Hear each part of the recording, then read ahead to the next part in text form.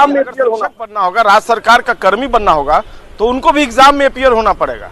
ये सबसे बड़ी बात है। वो नियोजित शिक्षक ही रहेंगे जब तक वो जो आयोग का गठन होगा और उस एग्जाम में वो पास नहीं होते हैं, तब तक वो नियोजित शिक्षक ही कहे जाएंगे। उनके लिए कोई विशेष सुविधा की बात नहीं है। हाँ, नए शिक्षक जो बहाल होंगे वो अब राज्य सरकार के कर्मी होंगे। लेकिन सबसे बड़ी बात यह है कि जितने नियोजित शिक्षक अब तक बनाए गए हैं, अगर सभी एग्जाम में पास नहीं होंगे तो उनको नियोजित शिक्षक की तरह ही सारी सुविधाएं जो अभी मिल रही हैं वो मिलेंगी। लेकिन एक सबसे बड़ी बात यही है कि अब आयोग जो है, बिहार सरकार द्वारा गठित आयोग जो है, वो एग्जाम लेगा और उसके बाद जो नए शिक्षक होंगे वो बिहार सरकार के कर्मी होंगे। और जो ग्रेजुटी है, जो पेंशन है, जो वेतन बढ़ोतरी का फैसला होगा, जो डीए का फैसला होगा, जिस तरीके से मिल रहा है राज्य सरकार के कर्मियों को, वो सारी सुविधाएं एकमुश्त एक तरीके से इन नए शिक्षकों को मिलेगी। तो सबसे बड़ी बात यही है कि जो पुराने नियोजित शिक्षक है उन्हें किसी तरह की राहत नहीं मिली। अभी से थोड़ी देर पहले इस बारे में बताया गया है। और जो हम लोगों ने जो एसीएस थे, अपर मुख्य सचिव थे मंत्रिमंडल सचिवालय विभाग के, एस सिद्धार्थ, उनसे पूछा भी कि जो नए शिक्षक बनेंगे वो तो ठीक है, राज्य सरकार के कर्मी होंगे, जो पुराने नियोजित शिक्षक हैं उनको आप क्या फैसिलिटी दे रहे हैं? बोले उन्हें भी इस एग्जाम में अपीयर होना पड़ेगा।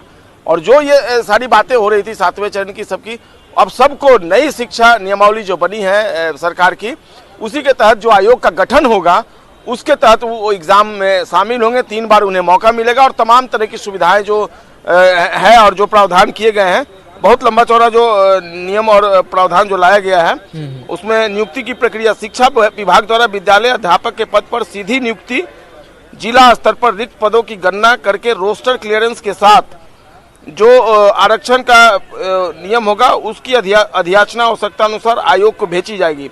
यानी जो जिला के अनुसार जो रिक्तियां होगी उसको आरक्षण के कोटिवार अधियाचना आवश्यकता अनुसार भेजी जाएगी।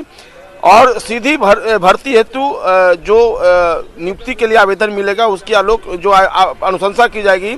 उसके आलोक में आयोग रिक्तियों की संख्या विज्ञापित करेगा, यानी इसके लिए विज्ञापन निकाला जाएगा और आयोग द्वारा विज्ञापित आवेदन पत्र से विद्यालय में जो संख्या होगा वो तय होगा और अध्यापक अभ्यर्थी द्वारा योग्यता से संबंधित स्वघोषणा के आधार पर उनकी उम्मीदवारी का मूल्यांकन किया जाएगा। तमाम तरह की जो बातें हैं वो धीरे धीरे अब स्पष्ट होने लगी। यानी सरकार ने जो नियमावली है वो करीब करीब तय कर लिया है और आयोग जो है वो विद्यालय अध्यापक के सभी पदों पर सीधी नियुक्ति से भरे जाएंगे। विद्यालय अध्यापक के पद पर नियुक्ति हेतु अनिवार्य जो अर्हता होगी यानी योग्यता होगी वो इस प्रकार से होगी: भारत का नागरिक हो एवं बिहार राज्य का स्थायी निवासी हो। देखिए, इंपॉर्टेंट बातें मैं आपको बता रहा हूँ।